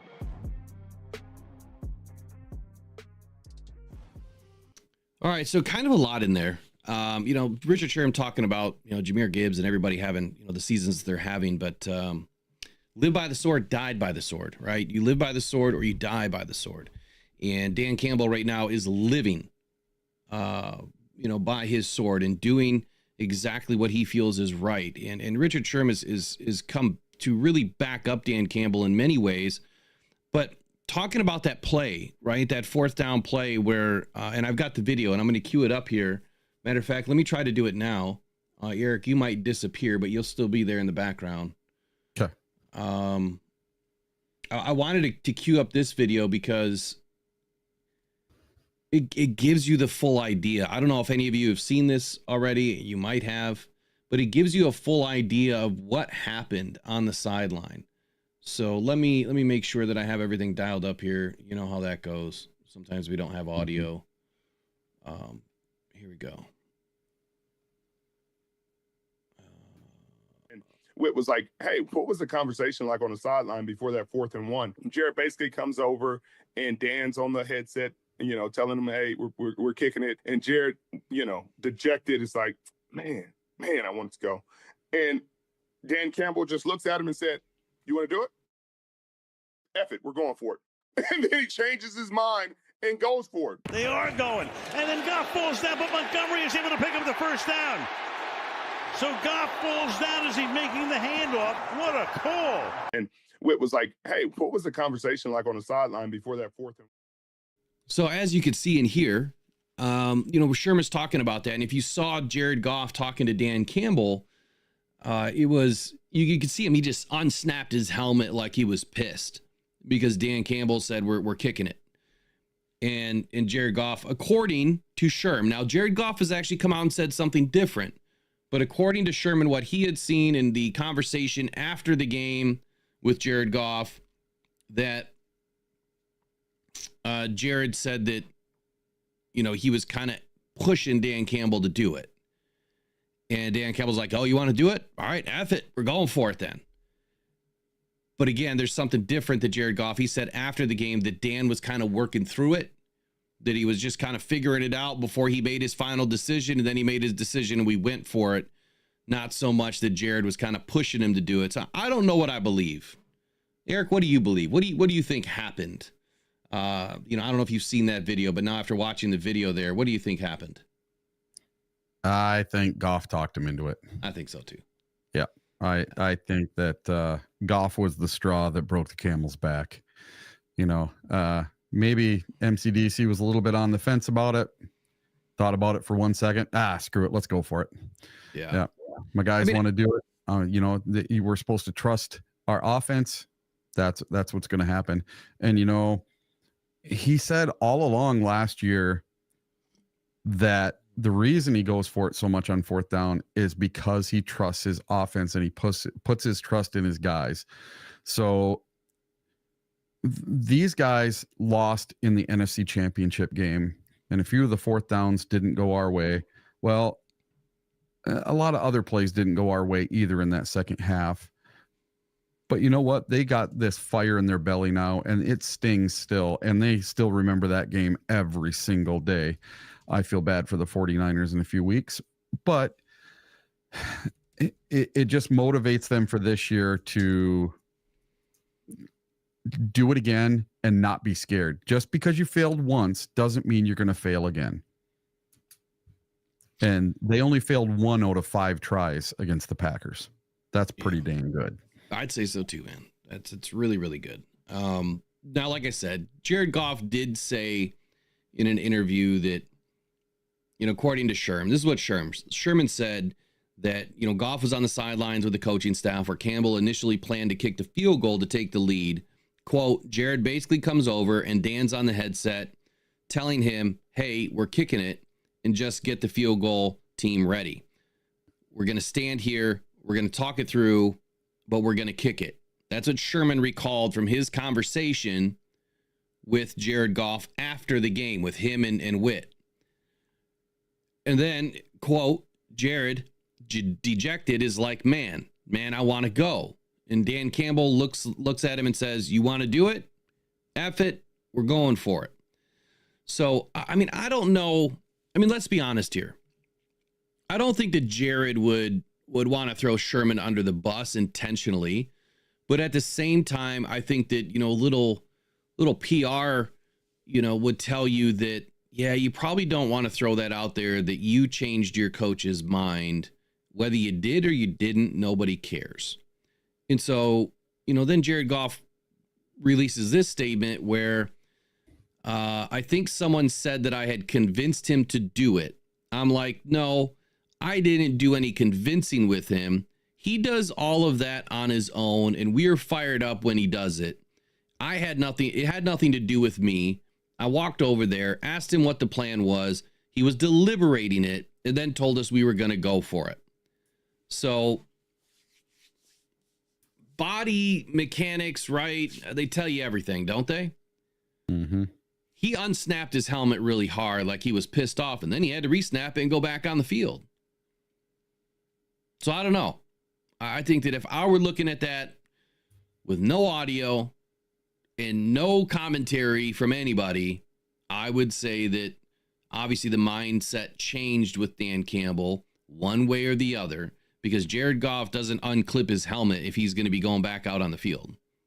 Mm-hmm. He unclips his helmet because he's going to go sit down, but Jared still stood right there. And I couldn't see Jared's, mouth moving or anything that he said, but who knows? Either way, whether Jared pushed him to do it or whether Dan Campbell just decided to do it, I think both situations are just fine. Honestly, they wanted to get the game done, get it wrapped up. No worries. Move on. So I don't know. Is what it is. I just think that Jared Goff is going to defend his coach no matter what. No matter what. Mm-hmm. All right. So for the last 30 some odd minutes, I want to get into this game preview. Like I said, I want to save the majority of it for tomorrow when I can really start breaking down some stuff. But first, I want to say a big hi and thank you to Melinda Pace with Billy Sims Barbecue. If you guys have not checked out Billy Sims Barbecue over in Troy, Michigan, she is the general manager over there, does an excellent job. Great food. Had a wonderful opportunity to meet all of them. Eric was with me that day when I did the interview with Billy Sims. And what an excellent place, man. Great food. If you haven't visited it, make it a stop for you guys. Pick up some pregame tailgate food, place an order ahead of time. and go in and experience Billy Sims Barbecue. Really great job that Melinda does and the rest of the team over there. Really enjoyed our time there, and just do it, man. Just support your local businesses, especially a former Detroit Lion and his restaurant. So pick up your pregame tailgate food over at Billy Sims Barbecue in Troy, Michigan. If you haven't yet, do it this weekend. I promise you, you won't be disappointed. But let's break this out for just a moment here. Lions and Bills. This is going to be a tough game. I don't think that anybody is saying anything other than that, right? It's going to be tough. Most people are calling this a Super Bowl preview. I agree wholeheartedly. I agree. Before I get into this, I got to pull up something though. Did you have anything from the Bills wire that you wanted to share real quick? This is from the Bills. The Buffalo Bills have their biggest and toughest opponent of the year coming up this week, the Detroit Lions. This could be a potential Super Bowl preview, as both the Lions and Bills are true championship contenders. The biggest difference between these two teams is that the Lions have the better overall roster, but the Bills have the better quarterback, and it's not even close. Okay. However, the Lions are the hottest team in the NFL, having won 11 consecutive games, while the Bills are coming off a heartbreaker loss against the Rams. The Bills were humbled by the Rams, and for them to experience this feeling going into the Lions week couldn't have come at a better time. What do you think about that? You think it's one of those good losses that they lost to the Rams, so now they're not going to lose that way anymore? I mean, sometimes you do need a loss at the right time to kind of reset what you're doing.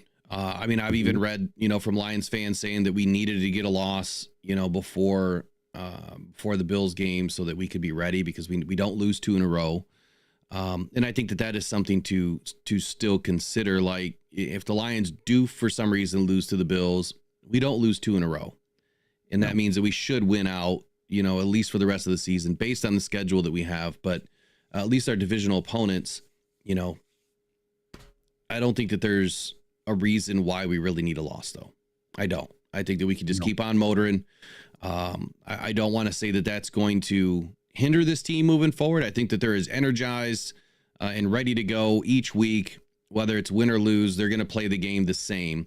I don't think that these guys are, thinking that the game is below them, if you will. I think that every single one of these Lions players takes every snap professionally, and they're putting their all in. I mean, just watch the tape. Everybody's blocking. Everyone's finding a helmet to get in contact with. And you don't usually see that from every team. Not every team goes out there and plays as hard as these guys do. So I'm not worried about a loss right now. Even if we have one that creeps up on us, we're still in great position. Yeah. He goes on to say, while the Lions are riding all high and mighty, the Bills now have to find a way to bounce back from their Week 14 loss and remain in the number 1 seed race for the AFC. It's going to be an electric game no matter what, and it has not been for a high-scoring affair between the Bills and Rams. This would be the potential game of the year. They're saying that the game of the year was the Rams-Bills game. And then going into Sunday's matchup, we had a chance to catch up. With whoever. And they're talking about some of the things like the insights, Bills versus Lions, and a battle of 2 lethal offenses. What will the Detroit Lions need to lean on more to light up the scoreboard? And I think that's their running game. Yeah, I think so too. Now, we had talked about the interior defensive line for the Bills. So who are the 2 players on the interior defensive line that were struggling a bit? Yeah, so Ed Oliver and Daquan Jones are their 2 interior defensive linemen, and they have combined to play 924 snaps at defensive tackle together for the Bills this season. And their combined stat line is 19 solo tackles, 23 assisted tackles, 7 tackles for loss, and 3 sacks. And in the words of the Buffalo Bills, the interior defensive line is a big problem. when you compare this to last season, when Oliver by himself finished the year with 34 solo tackles, 17 assisted tackles, 14 tackles for loss, and 9.5 sacks, that is a huge difference. That was for Ed Oliver, right?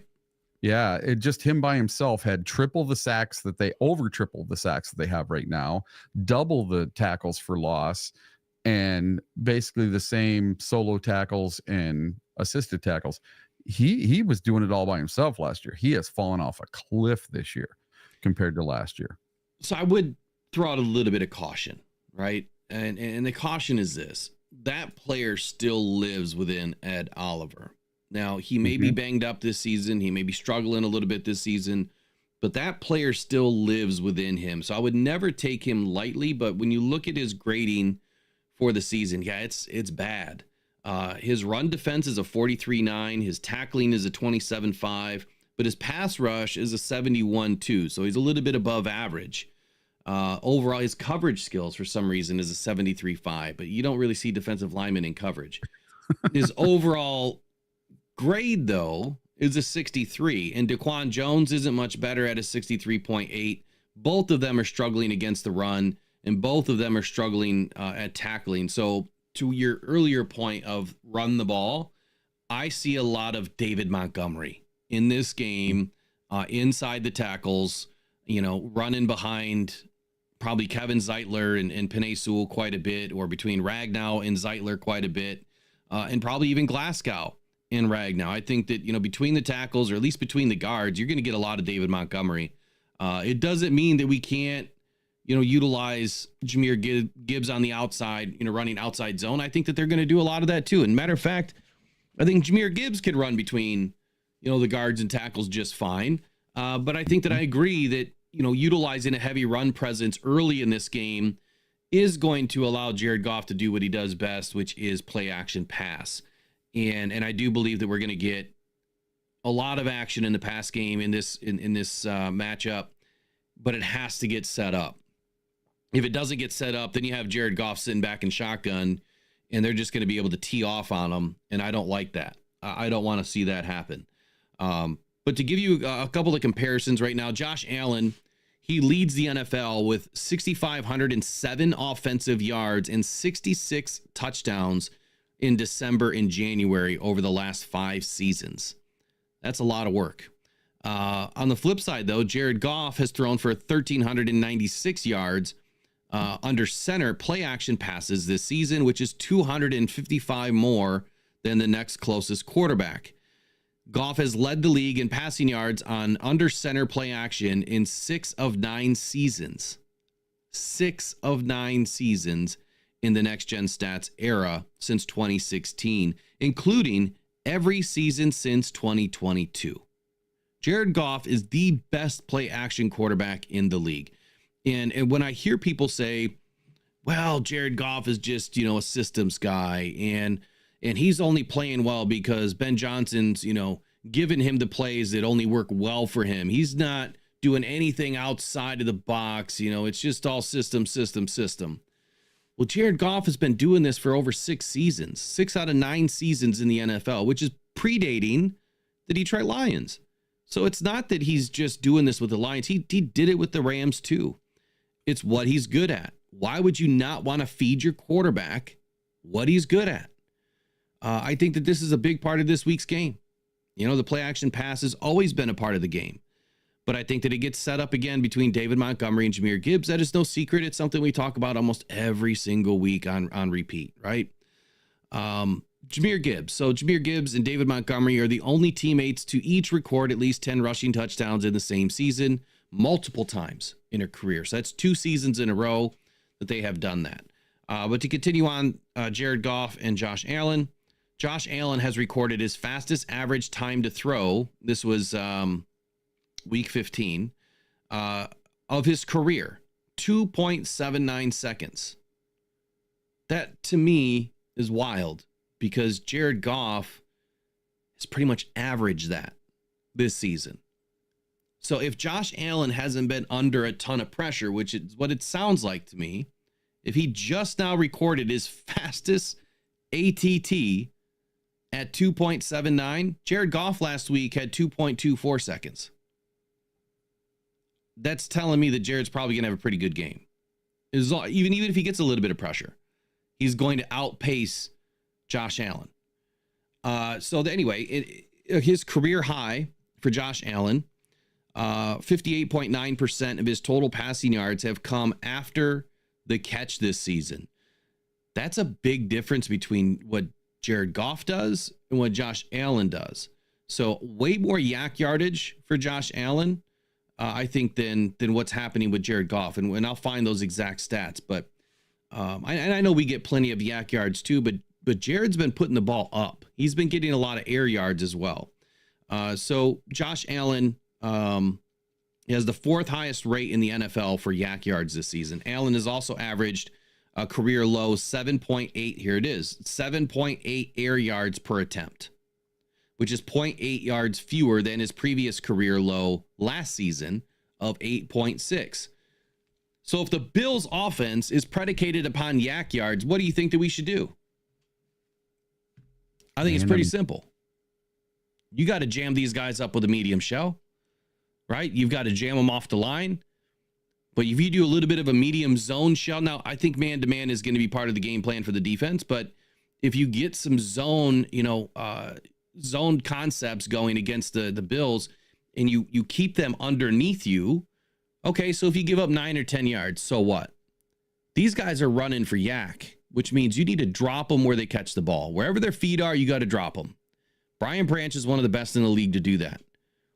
As long as we can limit the yak yards, we have a real opportunity to win this game. Furthermore, on the comparison between these two. So Jared Goff has 55 passing touchdowns and 22 interceptions over the last 2 seasons, while Josh Allen has 52 passing touchdowns and 23 interceptions since last season. So Jared Goff actually has 3 more touchdowns and 1 less interception than Josh Allen over the same time span. And that same time span that dates back to when the Lions really started to take off. Both quarterbacks rank top 5 in the NFL in each category in that same span. Josh Allen has also averaged a career low 1.3 designed runs per game this season, which I think is a key to this game, is Josh Allen and his feet. What is he going to do against the Lions? Well, if he's already averaging a career low of designed runs, that tells you that the Bills are trying to utilize Josh Allen as a pocket passer and that they're not trying to run the ball as a primary option for Josh Allen. Across his 17 designed runs, Allen has gained 73 yards. He's scored 2 touchdowns and converted an additional 6 first downs, resulting in a 64.7% success rate, the highest among the 11 quarterbacks with at least 10 designed runs this season. Now, I want to repeat this. Over the entire season, he's only had 17 designed runs. He's gained 73 yards, which is what? 5 yards a rush. So 73 divided by 17, 4.29 yards per rush. And it's resulted in 6 first downs and a 64.7% success rate, which is the highest among 11 quarterbacks with at least 10 designed runs this season. This is important to me because it tells me, again, if they're not running Josh Allen as a primary, a lot of his runs and his damage is from broken plays. Him trying to extend the play. And again, this is where I'm going to throw it out there again. AG is not going to listen to me, but we need somebody to face Josh Allen at all times. We can't have guys flipping and running and turning their backs to Josh Allen because, like it says, if they're not designing the run, that kind of gives your defense a little bit of okay, we don't need to pressure Josh as much because he's not going to run the ball. He's not designed to run the ball. But then again, if you take your eye off of Allen, he's going to hurt you. So we need a spy. I call it a spy. All it is we need somebody with their chest face forward to Josh Allen. Maybe even 2 people. You saw last game during the tape review that we did the other night that Jack Campbell, for whatever reason, was giving like 16 yards between him and Jordan Love. And we got hurt a couple of times because Jack was backing up as opposed to closing down. And that can't happen this weekend against Josh Allen. Josh is going to be really difficult to get down. He's a big dude, but I'm sure he's going to try to slide. He's not going to want to take any hits from Jack Campbell, but we need somebody to face forward. So with that information right there, Eric, Josh is not a primary runner. He's got his lowest average of all of his seasons as designed runs so far. He just eclipsed his fastest average time to throw, which I'm not impressed because Jared Goff deals with that every damn game. What are you thinking between the Josh and Jared matchup here? Well, Josh Allen, I think, runs more on unplanned, not off schedule, designated, off schedule plays where it's a broken play, nobody's open, and there's this big gaping hole. See you later. And that's where we need to have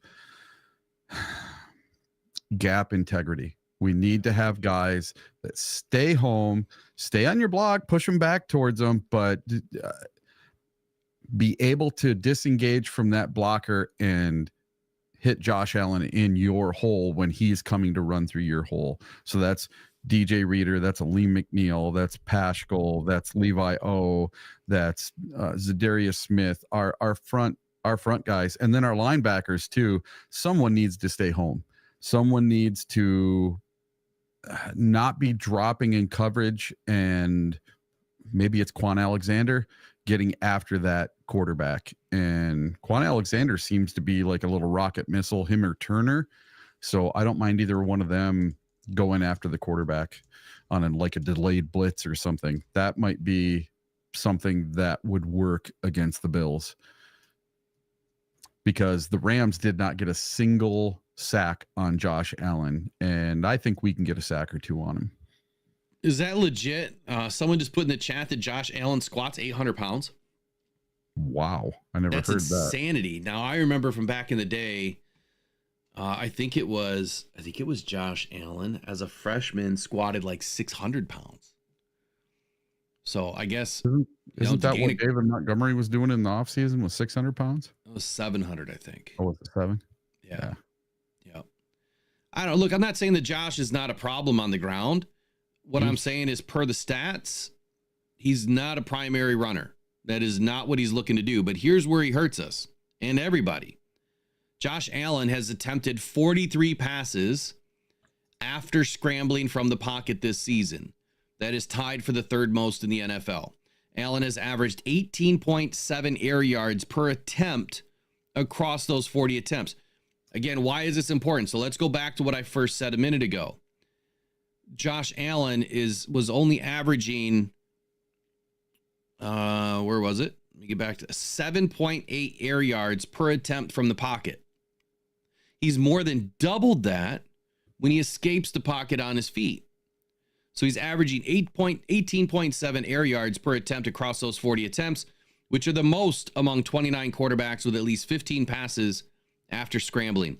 Allen has completed 10 of 26 downfield passes, good for 10 plus air yards, after scrambling for 292 yards and 2 touchdowns, completing these passes to 9 different receivers.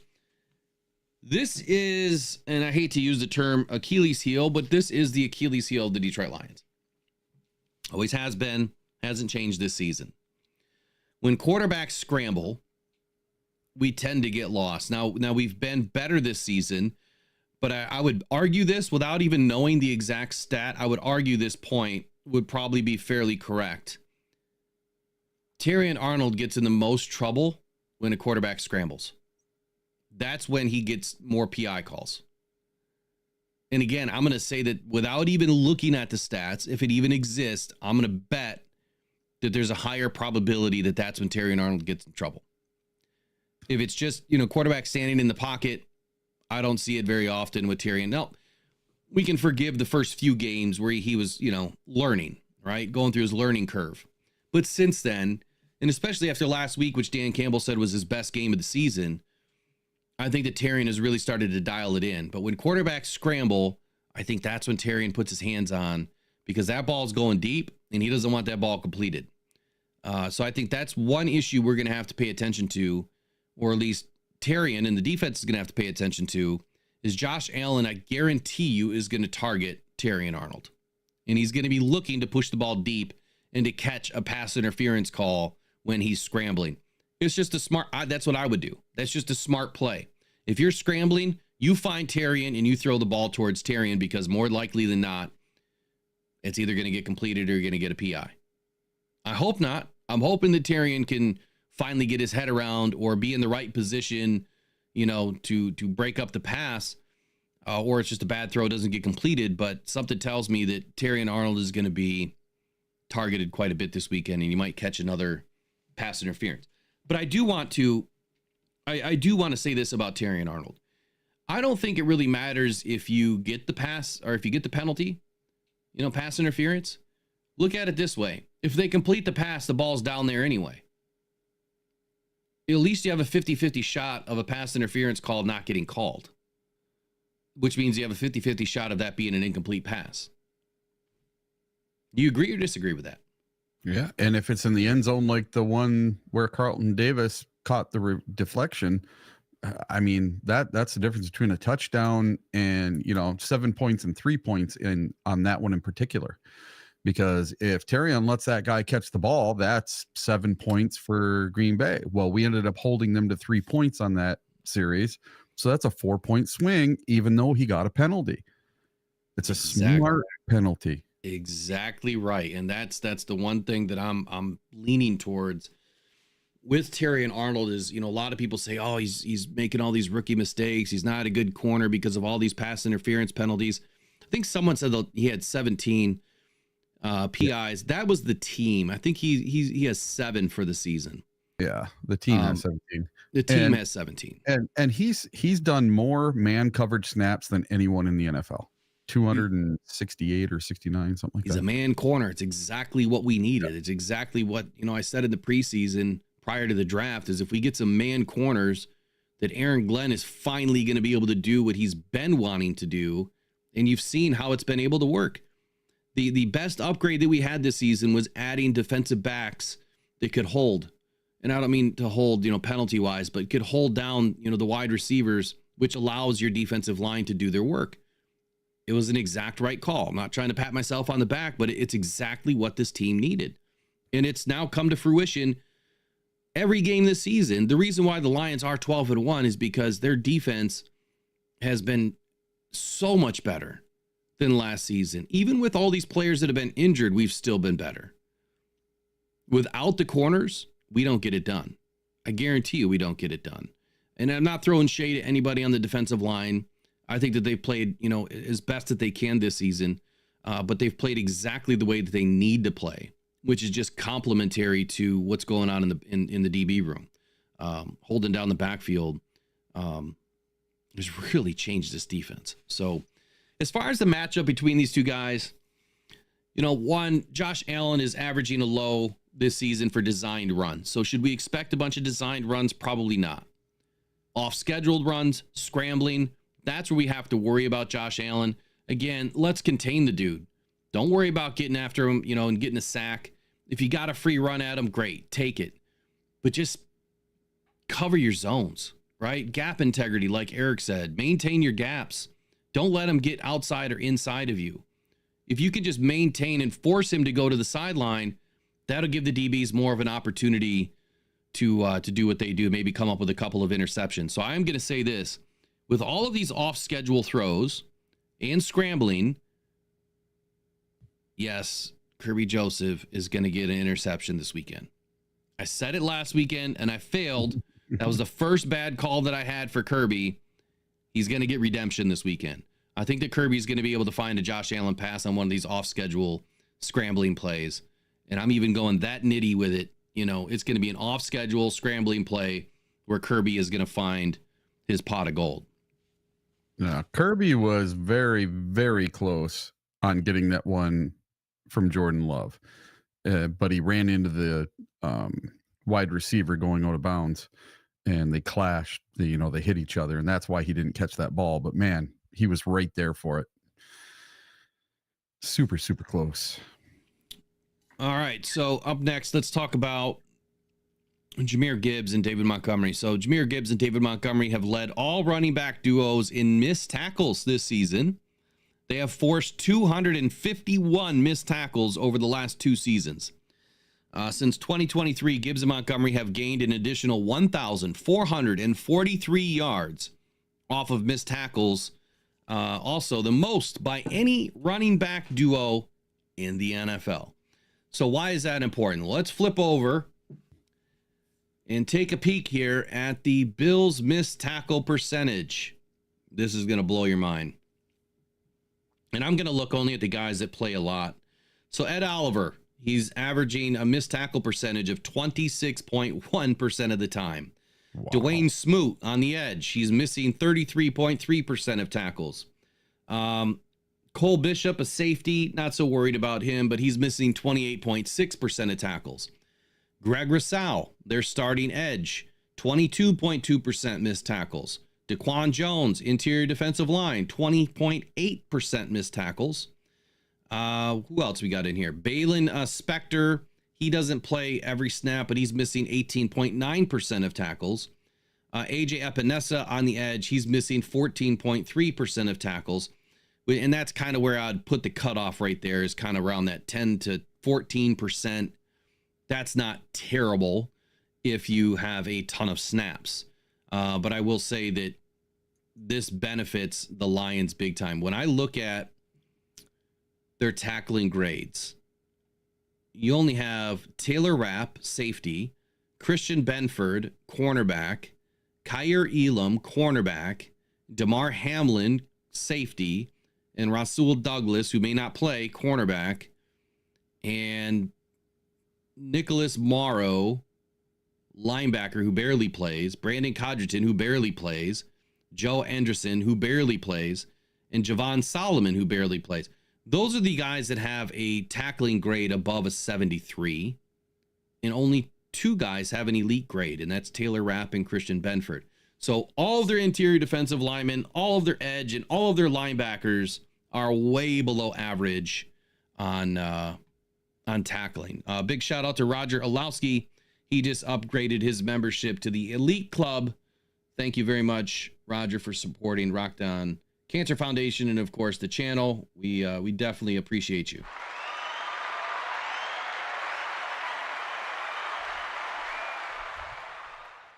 So with that said, and there's more news, there's more stuff we can talk about between these guys. Jahmyr Gibbs and David Montgomery are the only teammates to record 10 touchdowns. I think I've already said that.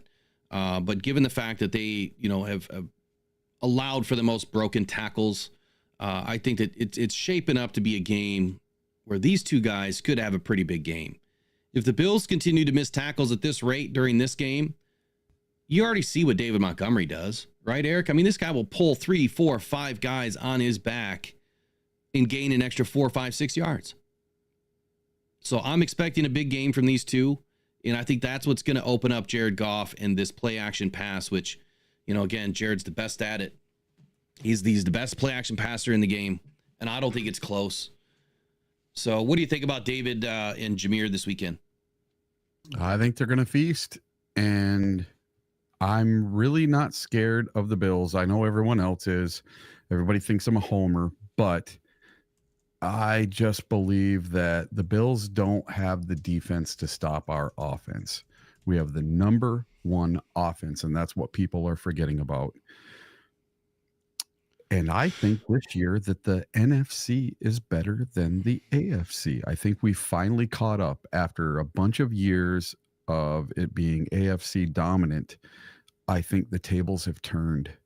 I think that the NFC North is the most dominant division in football, and I think even our fraud teams like the Vikings are better than the Bills.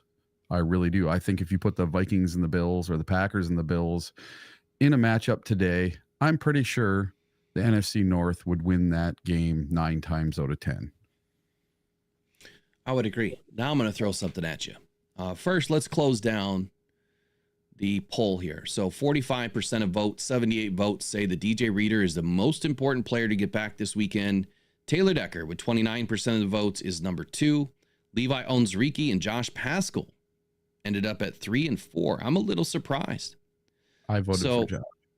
You voted for Josh? Yep. I think that Josh Paschal is the most important this weekend. I think the Lions can do enough with Aleem as long as Aleem is healthy in there. And of course, if we have Levi back, that really helps that interior defensive line. So if Levi's in over DJ and Aleem is healthy, I think we're okay on the interior. But I think having that can crusher that Josh Paschal has been, one of the best at containing an edge that Josh Paschal has been, is going to be the most important player that we have this weekend at trying to stop and contain Josh Allen. So now it's time to give some flowers to Jared Goff. So we've talked about missed tackles, right? And we've talked about this Lions offense that should be able to have an opportunity to run all over the Bills this weekend, given the fact that their defense hasn't been great and they're a little bit banged up. The interior defense is not great, missing tackles, right? But how does that help Jared Goff? So if we get into the play action pass, or even if he has to sit back in shotgun and start to dial up and throw some daggers around the field, the Bills play zone defense more than 74% of the time. What is the one thing that I've been saying over the last few weeks that if you play zone against the Lions, you're in trouble? Because that is where Jared Goff is going to pick you apart over the middle of the field. And it doesn't necessarily have to be the middle. It can be some of the out routes. It can be the in routes. It can be deep crossers. It can be shallow crossers. Jared Goff is going to slice and dice his way all game long. So if they're in zone 74 to 77% of the time and they run cover 3 more than any other coverage about 30% of the time, Jared Goff is going to absolutely feast on these defensive backs. Jared has thrown an average of the 6th most yards per attempt against zone coverage this season. 8.4 yards per attempt, the most he's recorded since at least 2018. Despite the high career marks and attempts for yards per attempt for Jared Goff, he has also thrown 10 interceptions against zone. So that is the only drop back here. And that was a rough game against the Texans. But that's tied for the second most in the NFL and second consecutive year where Goff has thrown double-digit interceptions. I'm not worried about double-digit interceptions. Matter of fact, if Jared has 10 interceptions every year, I'm not worried about it. He does so much more with the ball and being able to find receivers where they're not usually open, and he's usually pinpoint accurate. I'm not worried about 10 interceptions. If he's throwing 10 interceptions and 20 touchdowns, then I'd be worried. But he's thrown 30, touchdowns just about every single season. The Bills have utilized zone coverage at the 5th highest rate in the NFL this season, eclipsing 77.7% of the time. They've recorded 10 interceptions, which is tied 5th most when doing so.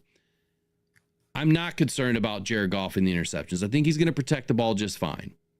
I will allow him 1 interception in this game because I feel like the Lions are going to get at least 1 interception in this game.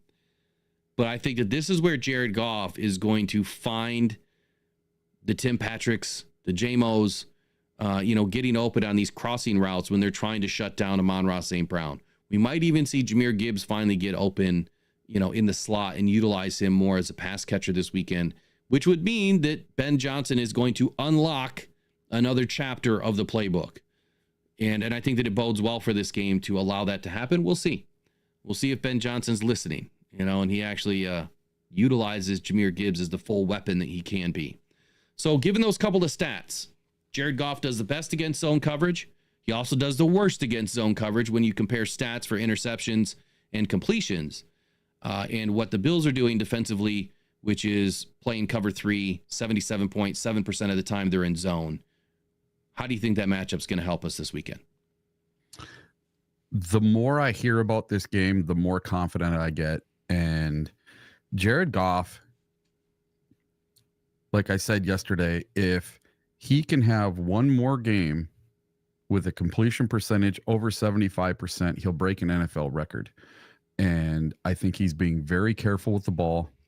He had one pass that got away from him that he threw into really tight coverage against Green Bay that was intercepted. And I think that burns him and stings him. And he doesn't want to throw interceptions. and he's going to do everything he can to not throw them against the Bills. He's going to be careful with the ball, but I think he's also going to tear them up. When they run zone and he's got stuff over the middle, I don't care if it's Sam Laporta, if it's Tim Patrick, J-Mo, or Amon-Ra St. Brown, he's going to get it there. And I think what he kind of learned in this last game is he can't force the ball to Amon-Ra. And that's what he was trying to do on that pass that got intercepted. He needs to stop trying to force the ball to Amon-Ra. And I think that's possibly what he learned on that play.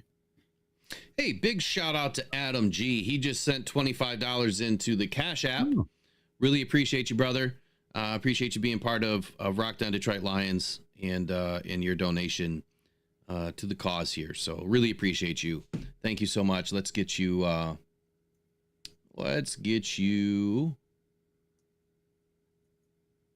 Oh, Meek the Freak. I love this hit. On 3rd and 14, Jones has got it, setting up a screen, and it's blown up. Oh, my goodness. Amik Robertson just sent ETN back to Jacksonville. Love it. Love it. Love it. Love it. So on the flip side of all of this, I'm going to give you one defensive key because we're already at 10 o'clock, but I'm going to give you one defensive key for the game.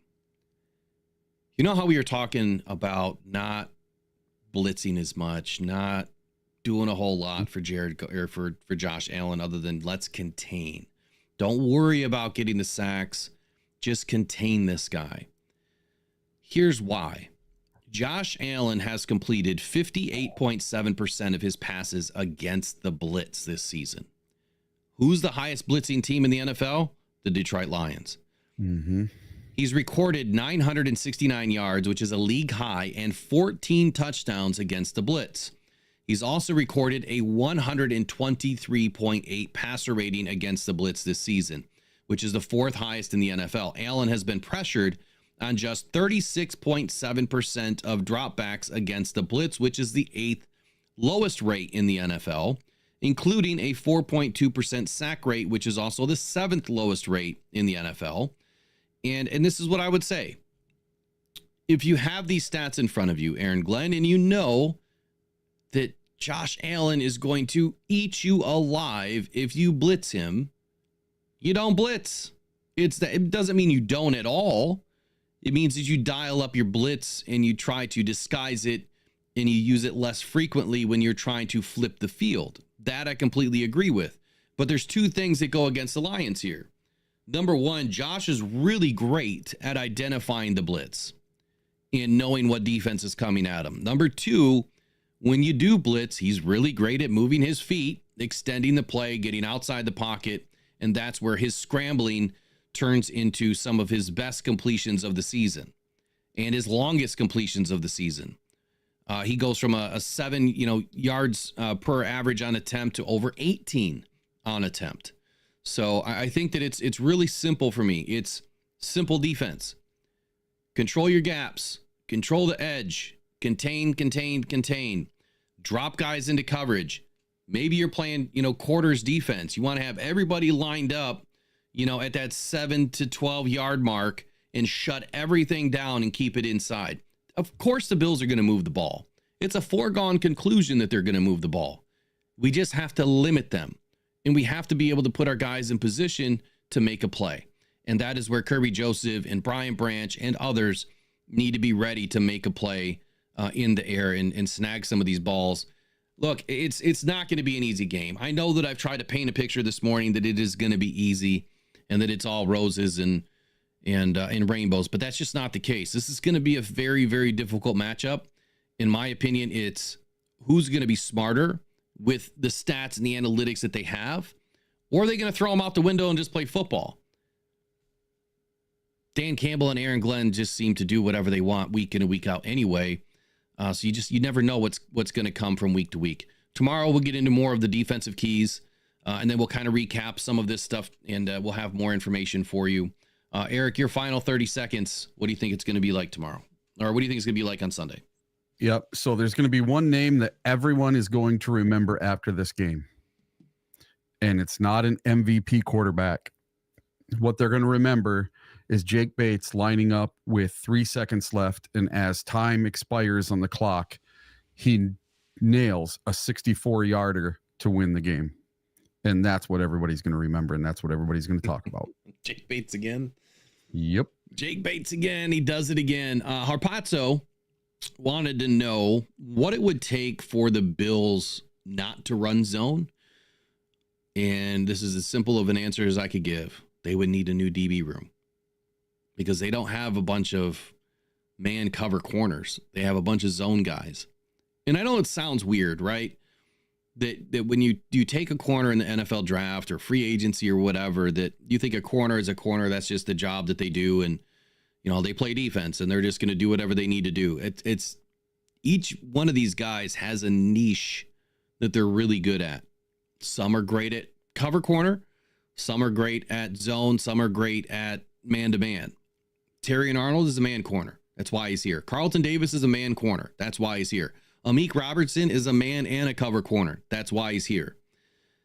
For the Bills, their DBs are just not man corners. They're not. That's why they play zone. That's why they drop into cover 3.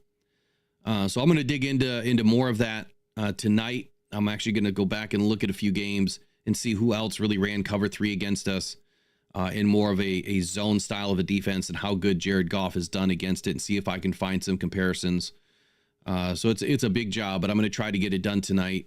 And if I don't get it done tonight, I'll try to get it done for the weekend and do something on Saturday to try to highlight it and have some fun with it. So I guess Jake Bates is going to kick it again.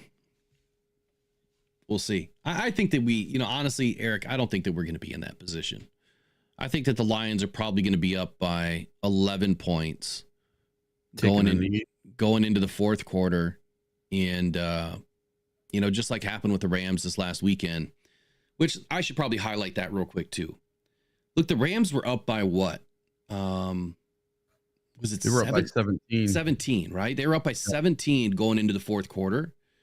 So when you look at some of the yards and some of the plays that had happened for the Bills, look, the Rams went into that bend but don't break style of defense. They were just trying to keep everything in front of them and not allow the Bills, allow them to use the clock, but not allow them to score quickly. And I feel that's where, some of those extra yards and touchdowns came from to make it really close in that game. Go watch the Rams game. If you guys have access to NFL Plus or Premium, go watch the Rams and the Bills game. I think it'll really give you a great idea of what we're up against this weekend. But look, I think the Lions are going to be up by more than, 2 scores headed into the fourth quarter. And yeah, the Bills may score again, but I think the Lions are just going to hang on there in the end to get that final touchdown to win this game with a few minutes left. But we'll see. I think the Lions win, though, for sure. All right, we'll see you guys tomorrow on the Rise and Grind Morning Show. Don't forget, we will be doing a pop-up. So if you have not subscribed to the channel, please do that now. Please subscribe to the channel. Share the stream with all of your friends, all of your NFC North foes. Whatever you'd like to do with it would be helpful. If you'd like to support the Rocked On Cancer Foundation, you can visit buymeacoffee.com/Rocked-On. All of the links are in the description of every show, where you can find everything that we're a part of and everything that we do. You can also email us at mailbag@rockedon.com. If there's anything that you would like to help out with or any ideas that you have, please do so. We love ideas. And anyway, we'll be back tomorrow morning with more of the same. Lions versus Bills. The season is here, and you want the latest news and rumors on your Detroit Lions. Head to sportspider.com. That's sports, SPYDER.com, where you can get your Lions news and all your sports in one place. Man, this site is packed with your favorite podcasts, live news, articles from local writers, and insiders, all updating in real time. Not just the Lions, every major sports team, including MMA, UFC, and so much more. Don't want to waste time searching? Sign up for free. Create your ultimate sports news hub. You control what hits your feed at SportSpider, your number one source for all your sports. Visit sportspider.com today, right after the show. Every day, thousands of people are discovering Uper Lights, Michigan's newest, funnest rock to go find on the shores of the Great Lakes. Don't go out with just any light. Try the Convoy C8 from UperLights.com. It's guaranteed for life, and you'll find all the ones everyone else misses. Quality UV lights that are perfect for Uperlights with prices starting as low as $20. Please make sure to visit UperLights.com for all your UV flashlight needs with the best guarantees on the market. Just what you wanted and not what you didn't. The best quality, the best guarantees, and the best UV flashlights from UperLights.com.